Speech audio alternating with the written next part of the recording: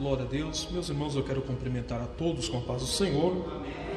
Louvamos a Deus pela oportunidade que o nosso Deus nos concede de podermos estarmos mais uma vez aqui, juntamente com os irmãos, adorando e exaltando o nome precioso de Jesus. Deus abençoe, continue abençoando a vida do meu amigo, o pastor Daniel. Sempre tem nos honrado, nos convidando para nós estarmos aqui. Eu me sinto de casa, né, irmãos? Eu me sinto em casa todas as vezes que eu tenho uma oportunidade de estar aqui. E para mim é sempre um prazer servir a noiva de Cristo. Amém? Que Deus abençoe toda a membreza desta casa, no nome de Jesus. Que vocês continuem sendo uma bênção na mão de Deus e fazendo a obra de Deus, né? É no momento de dificuldade que nós mostramos fidelidade de fato ao nosso Senhor e Salvador Jesus Cristo. Traga a paz à minha esposa, não pôde estar presente, foi ela chegando em casa e eu vindo para cá, né? Deus abriu a porta para a glória de Deus, e eu até disse para o pastor que ia chegar um pouco atrasado, mas tudo ocorreu da forma que Deus planejou para nós estarmos aqui nessa noite, amém? Eu tenho uma palavra de Deus aos nossos corações. Eu gostaria que você pegasse a palavra de Deus em suas mãos e abrisse comigo no livro de Atos dos Apóstolos, capítulo de número 2, verso de número 38.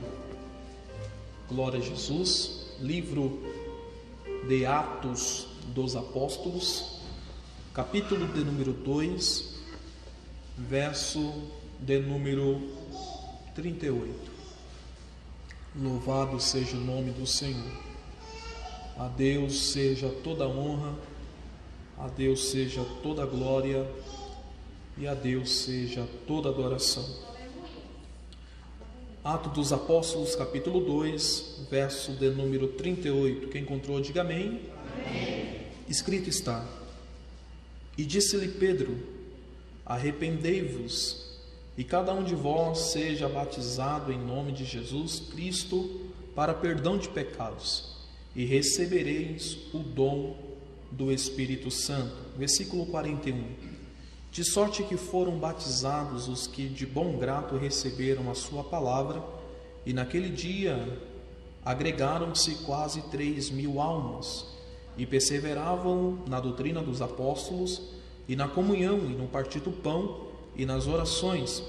E em cada alma havia temor, e muitas maravilhas e sinais se fazia pelos apóstolos. Todos os que criam estavam juntos e tinham tudo em comum. Vendia suas propriedades e fazendas e repartia com todos, segundo cada um tinha necessidade. E perseverando unânimes todos os dias no templo, partindo o pão em casa, comiam juntos com alegria e singeleza de coração, louvando a Deus, caindo na graça de todo o povo. E todo dia acrescentava ao Senhor à igreja aqueles que se havia de salvar. Amém? Pode tomar o vosso assento. Se você quiser permanecer com a sua Bíblia aberta, assim faça, para que nós possamos entender aquilo que Deus tem para continuar a falar conosco por intermédio da sua santa e inerrante palavra. Quando nós olhamos para o capítulo de número 2 do livro de Atos dos Apóstolos, a nossa alma se alegra, porque aqui nós podemos observar um grande cumprimento de Deus para a igreja primitiva, que foi a descida do Espírito Santo, cumprimento da promessa que Deus, que Jesus tinha dito aos apóstolos, para que eles pudessem não se ausentar de Jerusalém, até que do alto o Espírito Santo poderia descer sobre ele, e sim ele ser cheio da graça e da unção de Deus. E o capítulo de número 2 revela-nos acerca do cumprimento disso. Eu acho interessante, porque a Bíblia diz que todos estavam ali, presentes, aguardando o cumprimento dessa promessa. Cerca de quase 120 almas ficaram ali esperando, e quando o Espírito Santo desceu, a Bíblia diz que foi de repente, veio do céu um som como de um vento impetuoso, e encheu toda a casa onde eles estavam assentados. E foram vistas línguas repartidas como que de fogo, que repousaram sobre cada um deles. E eles começaram a falar em outras línguas, conforme o Espírito Santo conduzia eles a falar. Não era eles que usavam o Espírito, era o Espírito que usava ele. Existe uma diferença. Estamos vivendo dentro de um tempo, dentro de uma época onde as pessoas querem usar o Espírito Santo de Deus. E nós precisamos entender que não é nós que usamos o Espírito Santo, é o Espírito que precisa nos usar. Porque quando o Espírito começa a nos usar, tem cura, restauração, milagre, e o nome de Jesus é glorificado. Alguém entende essa verdade? Pode glorificar a Deus? E a Bíblia diz que todos eles, após ser cheios do Espírito Santo, começaram a falar em outras línguas. E isso foi notório, porque a Bíblia diz que ali era uma grande festa, no período do Pentecoste, e a Bíblia diz que todos se admiraram por ver aquelas maravilhas, aonde todo mundo, que vinha gente de todo o país, de todo lugar que estava concentrado ali em Jerusalém. A Bíblia diz que o povo começaram a se admirar pela forma que os judeus estavam falando nas próprias línguas deles, e eles ficaram abismado, olharam e falaram assim: rapaz, esses homens estão tudo bêbados, esses homens estão tudo embriagados, que eles estão falando a línguas aí que nós entendemos, sendo que eles não têm a nossa cultura, eles não falam a nossa língua, mas eles estão falando a nossa língua. O que está acontecendo, Então houve uma grande confusão na mente de todos aqueles que ali estavam. Mas a Bíblia diz que foi nesse momento que Pedro, cheio do Espírito Santo, se levantou para poder trazer uma palavra aonde convenceu o Espírito Santo quase 3.000 almas. Eu, olhando para esse texto aqui, eu fico a me perguntar: o que é ser cheio do Espírito Santo? A pergunta que eu me faço é: o que é ser cheio do Espírito Santo? Ser cheio do Espírito Santo é eu rodar? Ser cheio do Espírito Santo é eu falar em novas línguas?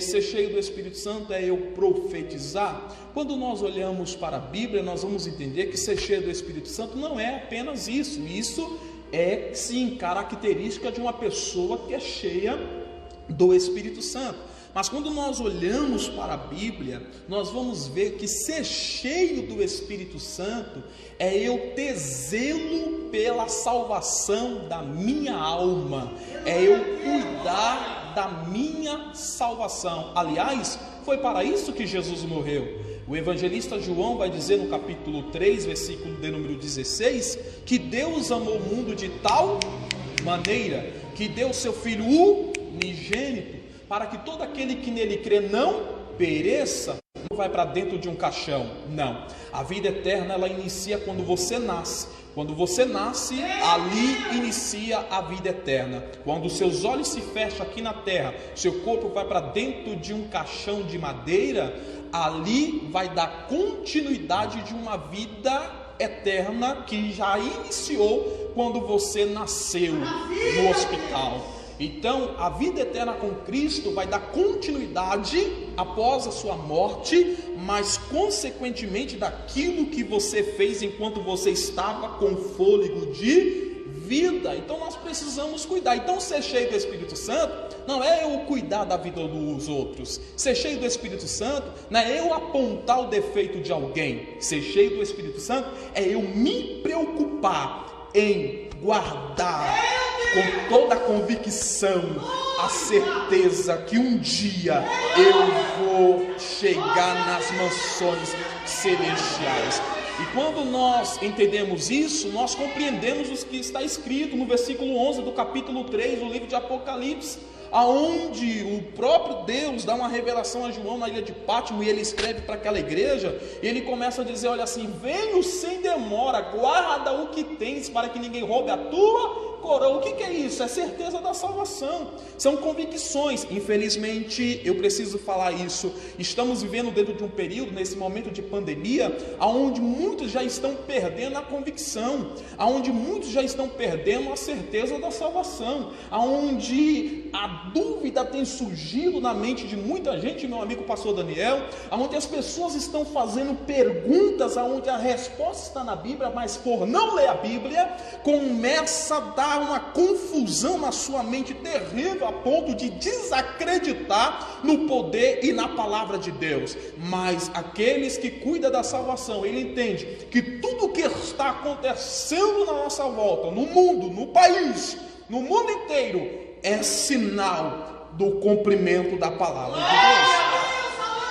Então, ser cheio do Espírito Santo é eu entender que eu preciso cuidar da vida eterna. Ser cheio do Espírito Santo também, diante da palavra de Deus, é eu ter um caráter refinado pela palavra de Deus, é eu ter um caráter podado na palavra de Deus e entender que eu preciso ser diferente na terra, porque Jesus disse: vós sois o sal da terra e vós sois a luz do mundo. Então eu preciso entender que para eu ser cheio do Espírito Santo, não é eu falar meia dúzia de mistério aqui, não é eu sapatear. Ser cheio do Espírito Santo é quando alguém lá de fora me observar e enxergar em mim a presença do Espírito Santo.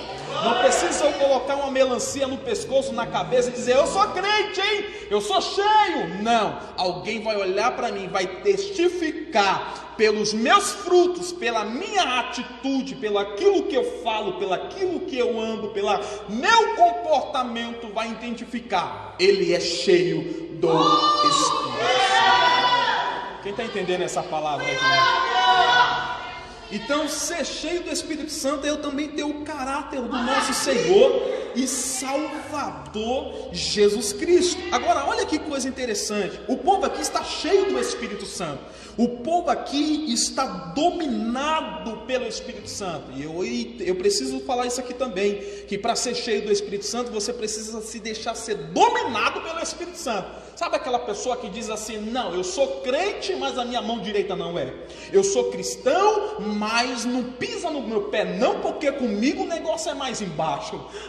Não pisa no meu calo não, porque olha, eu vou pedir 5 minutinhos para Jeová aqui e o negócio vai ficar feio para o seu lado. Então você não é cheio do Espírito Santo, porque ser cheio do Espírito Santo é entender que a minha carne precisa morrer e o que precisa surgir em mim é a presença do Espírito Santo.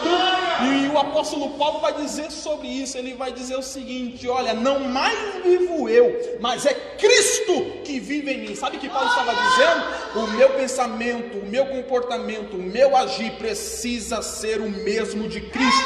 É por isso que Paulo vai dizer na carta de Filipenses capítulo 2, no versículo abaixo, ele vai dizer: irmãos, que haja em vós o mesmo sentimento que houve em Cristo Jesus, que sendo Deus, não teve por usurpação ser igual a Deus, mas antes aniquilou-se de toda a sua glória e morreu uma morte de cruz. O que Paulo estava dizendo? Que o mesmo sentimento que estava em Jesus, de humildade, simplicidade, mansidão, temperança, domínio próprio, também precisa estar em mim. Então eu preciso compreender que ser cheio do Espírito Santo, muitas das vezes, é ser visto por muita gente como um besta, mas eu entendo que ser cheio do Espírito Santo, eu não posso fazer a minha vontade, eu preciso fazer a vontade daquele que morreu na cruz do Calvário para nos livrar. Quem acredita nisso?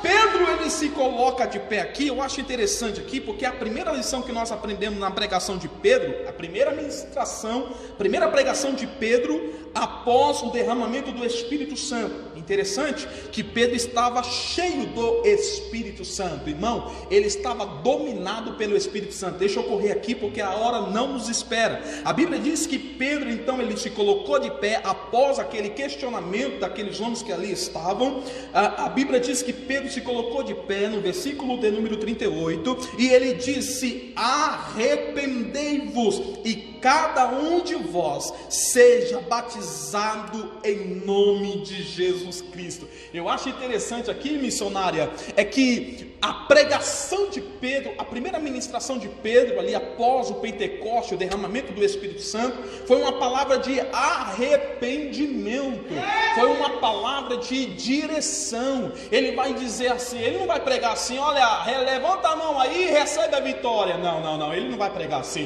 Ele não vai dizer assim: olha, está descendo chave de carro. Também não vai pregar assim. Oh, está descendo a chave do apartamento. Não, ele não vai pregar assim. Ele vai pregar assim: arrependei-vos. A pregação de Pedro é essa: arrependei-vos. Arrependei-vos. Quando nós vamos olhar para a Bíblia, nós vamos ver que é essa mensagem que conduz o homem para o céu. É essa mensagem que conduz o homem para as moradas eternas. Nós não podemos nos enganar. Nós precisamos entender: o que vai levar o homem ao céu é uma palavra que nos traz um certo confronto. E o que é que nos confronta? É quando nós ouvimos uma palavra e dói no nosso coração aquela palavra. Por quê? Porque mostra para nós que nós estamos trilhando um caminho diferente. Mostra para nós que nós estamos andando por um caminho tortuoso. E a palavra de Deus, ela é assim: ela machuca, mas ela sara. Ela machuca, mas ela cura. E eu vim aqui para dizer para alguém, inclusive para mim, que nesta noite, se você entender esta palavra, você vai entender que para entrar no céu é necessário andar pelo caminho do arrependimento, porque não tem como você alcançar o céu sem arrependimento. E arrependimento é você reconhecer que falhou, é reconhecer que está errado e fazer uma retrospectiva da sua vida e começar a trilhar um caminho diferente a ponto que agrada a Deus, para que você possa alcançar as mansões celestiais. Nós vamos ver que antes de Jesus surgir no mundo, vir como homem no mundo, a Bíblia diz que tudo foi preparado. E a Bíblia diz que João o Batista, no livro de Mateus, capítulo 3, ele veio com uma mensagem de arrependimento. A Bíblia diz que ele apareceu no deserto da Judeia, e a mensagem de João Batista foi essa: arrependei-vos, porque é chegado o reino de Deus. Nós vamos ver que quando Jesus surgiu e quando Jesus começou a ensinar, porque eu aprendo que Jesus ensinava e pregava, pregava e ensinava, ensinava e pregava, pregava e ensinava. Todas as vezes que Jesus ensinava e pregava, pregava e ensinava, Jesus trazia uma palavra de arrependimento. O apóstolo Paulo, quando ele começou a pregar também, depois de 14 anos ali no esconderijo, ali se preparando para poder começar a pregar, após a convenção onde ele teve encontro com Jesus, a Bíblia diz que a palavra que ele pregava era uma palavra de arrependimento, uma palavra que trazia confronto, uma palavra que mexia no ego do ser humano. Não era uma palavra que enchia o ego do homem, não era uma palavra, não era uma palavra que colocava o homem de acordo à vontade de Deus. Aliás, igreja não é para você vir aqui para você querer ouvir o que você quer. Se você quer ouvir o que você quer, você vai para outro lugar, porque igreja não é lugar de você vir aqui ouvir o que você quer ouvir? Porque se eu perguntar, pastor Daniel, o que você quer ouvir? Você está precisando de uma cura. Você vai falar assim: eu quero ouvir uma palavra de cura. Oh glória, aleluia, até choro. Se eu perguntar o que você quer ouvir, você está precisando de uma porta aberta. Então você vai falar: eu quero que Deus fale aí pelo profeta, que Deus vai abrir uma porta para mim, eu vou cantar o hino da vitória, o culto de ação de graça. Não, aqui não é lugar para você receber a palavra que você quer. Aqui é o lugar para você receber a palavra que você precisa. Vou repetir: aqui não é o lugar para você receber uma palavra que você quer ouvir. Aqui é um lugar para você ouvir uma palavra que você precisa. E de repente aquilo que você precisa vai te confrontar. Você vai sair meio magoado da igreja. Você fala: poxa vida, mas eu planejei o dia todo ouvir uma palavra de bênção e ouvi uma palavra que mexeu comigo, né? Eu não aceitei muito bem, não. Mas a palavra de Deus é assim, como eu já disse, ela machuca um pouquinho, mas depois ela cura e ela mostra para você que você precisa mudar para você alcançar os céus. E Paulo, quando ele começa a pregar, ele vai dizer o seguinte: ele vai dizer: arrependei-vos e cada um de vós seja batizado no Espírito, ou melhor, no nome de Jesus Cristo, para perdão dos pecados, e recebereis o dom do Espírito Santo. O que é dom, irmão? O que é dom do Espírito Santo? O que Pedro está dizendo aqui referente ao dom do Espírito Santo? Ele está dizendo que primeiro precisa se arrepender, ser batizado no nome de Jesus Cristo, e depois eles iriam receber o dom do Espírito Santo. Que dom é esse? O dom aqui é o dom que o apóstolo Paulo disse em 1 Coríntios capítulo 13, versículo 1. Olha o que Paulo vai dizer: ainda que eu falasse a língua dos homens e dos anjos e não tivesse amor, aleluia, seria como um mental que soa ou como um sino que tine, ou seja, só faz barulho. Olha o versículo 2: e ainda que tivesse o dom de profecia, olha o dom de profecia, profecia. O que seria dom de profecia? É eu chegar no pastor Daniel e falar: assim diz o Senhor, eita, e o pastor Daniel fala: rapaz, esse negócio é forte mesmo, até chorei aqui, porque realmente é verdade aquilo que foi falado. Então, dom de profecia, olha o que ele está dizendo: ainda que eu conhecesse todo o mistério e toda a ciência, ou seja, tivesse muita sabedoria naquilo que eu estava falando, mas se não tivesse amor, nada disso me aproveitaria. O que é isso? Dom. E eu quero falar um negócio para os irmãos aqui: dom não salva. Dom faz parte da salvação, mas dom não salva. Tem muita gente no inferno que tem dom de cantar, tem muita gente no inferno que tem dom de profetizar. É por isso que Jesus, ele vai ser bem taxativo a dizer ao seu discípulo, vai dizer assim: naquele dia muitos dirão: no teu nome eu preguei, dom; no teu nome eu profetizei, dom; no teu nome eu curei, dom. Mas o Senhor vai dizer: apartai de mim que eu não vos conheço. Apartai-vos de mim que eu não vos conheço. Então dom é diferente de fruto. Fruto é o que Paulo também ele disse em Gálatas capítulo 5, versículo de número 22.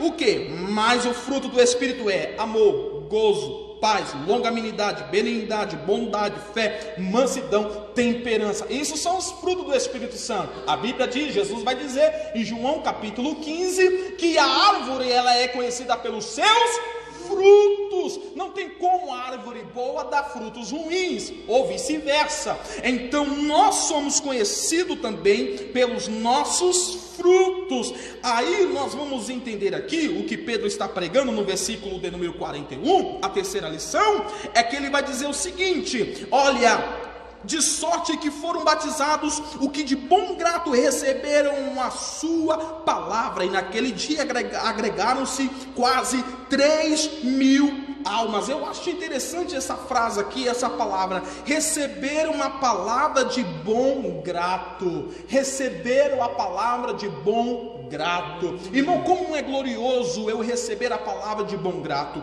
Como é bom eu receber a palavra de bom grato. Por mais que muitas das vezes me confronta, mas eu recebo a palavra de bom grato. E quando eu recebo a palavra de bom grato, eu me enquadro no perfil das palavras que Jesus disse no livro de Mateus capítulo 7, versículo de número 24. Quando Jesus está junto com seus discípulos, ele disse: todo aquele, pois, que escuta as minhas palavras e as praticas, eu comparo como um homem prudente que edificou a sua casa sobre a rocha. Por quê? Porque eu recebo a palavra de bom grato, e ao receber a palavra de bom grato, eu entendo que a minha casa, ela não está edificada na areia, a minha casa, ela está edificada na rocha. Quem é que está com a sua casa edificada na rocha?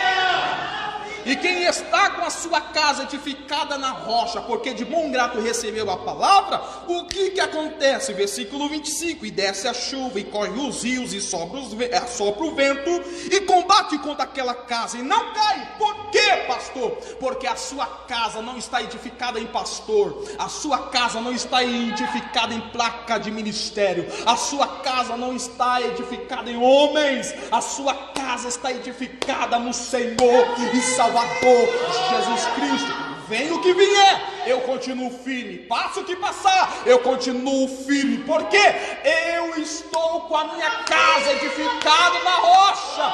A enfermidade pode chegar, mas não me abala. O desemprego pode acontecer na minha casa, mas eu continuo firme. E eu entendo que o apóstolo Paulo disse: olha, nada pode me separar do amor de Cristo, nem a enfermidade, nem o porfim, nada tem o poder de me separar do amor de Cristo, porque a minha casa está edificada na rocha. E eu trago uma palavra para quem está com a casa edificada na rocha: o vento vai soprar, mas você vai continuar de pé. Só quem pode levantar a mão direita, a mão esquerda, lá no terceiro andar, e começar a glorificar o nome do Senhor. Você é vitorioso, ei? Você é vitoriosa, porque o vento está soprando, mas você continua de pé, porque a tua casa está edificada na rocha.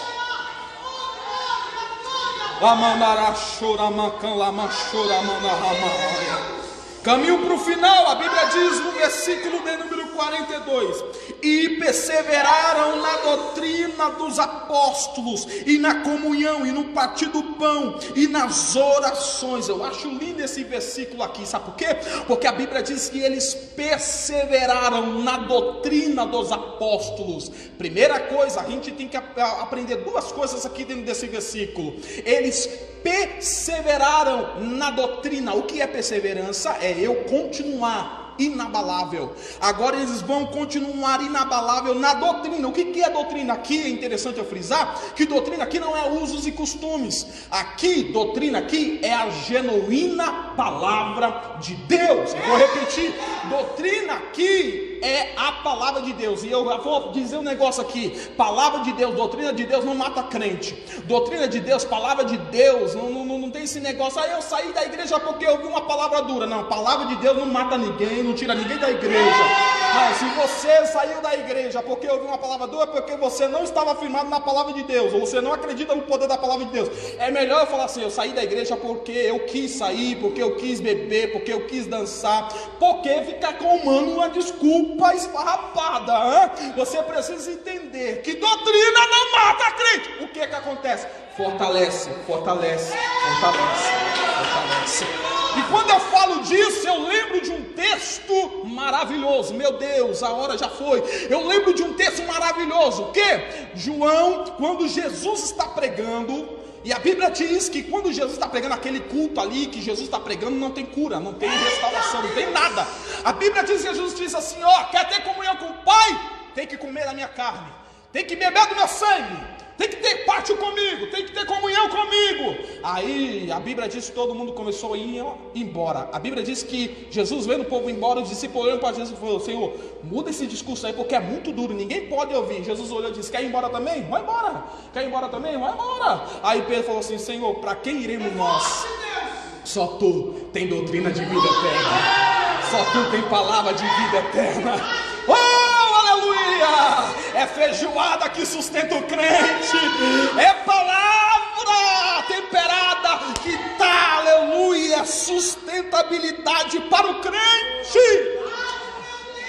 Aleluia! aleluia, eles perseveraram na doutrina dos apóstolos, ou seja, eles levavam a sério aquilo que os apóstolos diziam, que aqui apóstolo é aqueles que pregam a palavra, aqui o pastor é o apóstolo. Só que eu vejo uma dificuldade muito grande, pastor Daniel, sabe por quê? Porque o Senhor, infelizmente, não pastoreia essa igreja só. Existem muitos pastores por aí, muitos pastores muito sérios, porém existem muitos pastores que não são sérios, que distorcem a palavra de Deus. Por exemplo, o pastor Daniel está pregando uma palavra muito centrada aqui, né? Uma palavra muito séria, mas de repente um irmão aí ouve a palavra e não concorda em certos pontos do que o pastor, na verdade não foi o que o pastor falou, é a palavra de Deus, não tem como, é a palavra de Deus, ela não pode ser mudada, mas o fulano não ouviu e ele não concordou, aí ele vai na internet e ele vai achar um pastor lá que prega aquilo que ele quer ouvir, aí entra uma confusão na mente da pessoa, mas ele não fica ali, ele não persevera na doutrina do apóstolo. Ei, irmão, você tem um apóstolo, você tem um pastor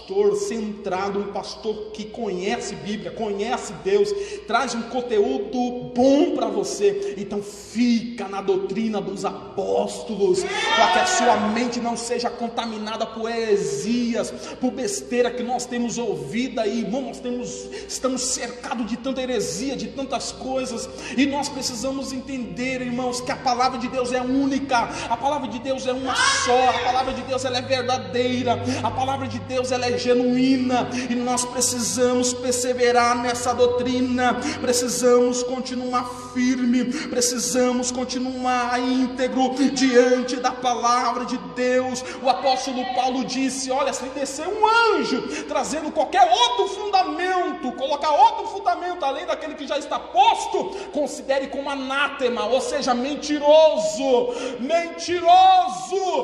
mas a palavra de Deus, quando ela é pregada genuinamente, o Espírito Santo de Deus testifica e você recebe vida eterna. Eles perseveraram na doutrina dos apóstolos e na comunhão, concordância, comunhão, e no partir do pão havia comunhão entre eles, havia concordância entre eles.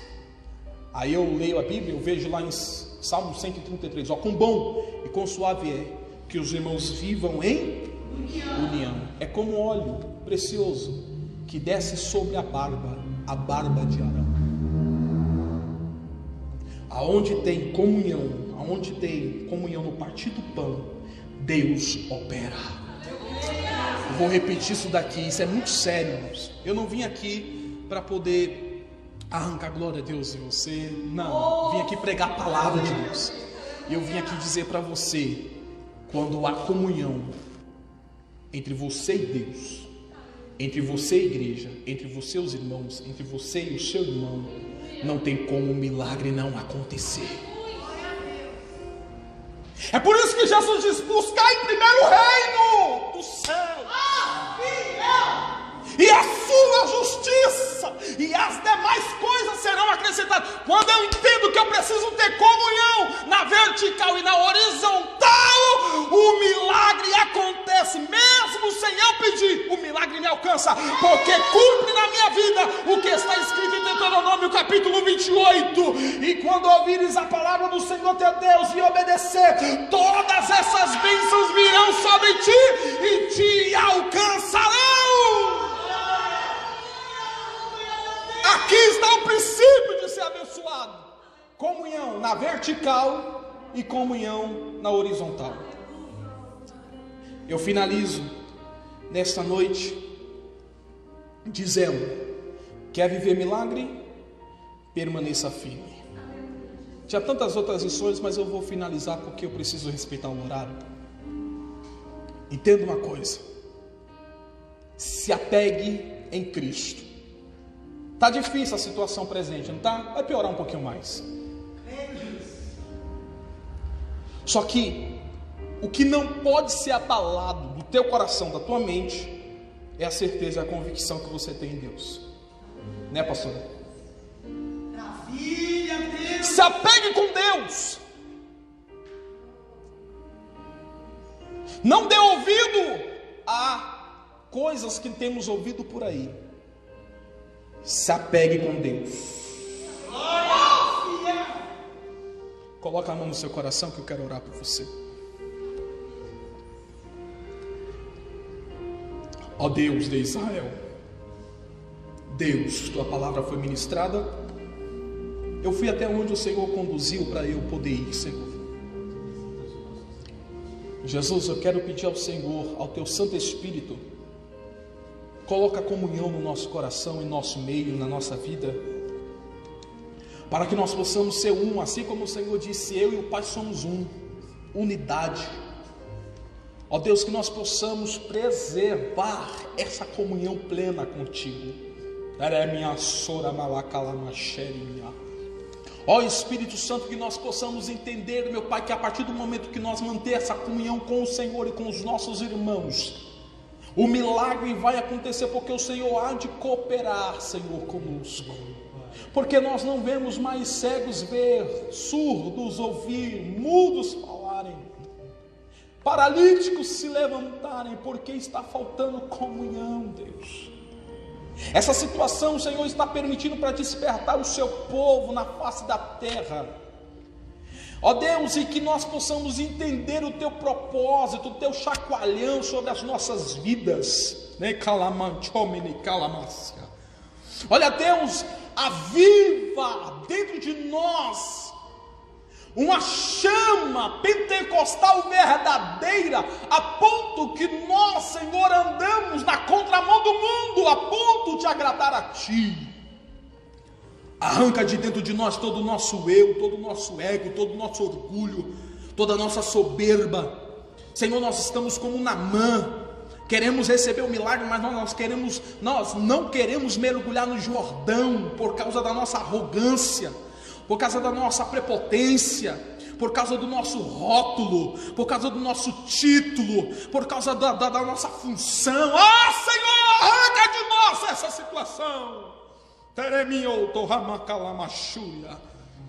Deus, traga sobre nós um verdadeiro avivamento. Avivamento é mudança de caráter, é mudança de vida, é mudança de comportamento, é mudança de rota. Muda a nossa situação nesse momento, Deus. Eu oro nesta noite pelo nosso Brasil, eu oro pelo mundo, eu oro por cada ser humano, eu oro, meu Pai, por cada vida, em nome de Jesus. Abençoa, Deus, esta igreja, abençoa a vida do pastor Daniel, a sua esposa, sua família, e cobre cada um com o teu precioso sangue, em nome de Jesus. E a igreja diga amém. Amém. Deus te abençoe.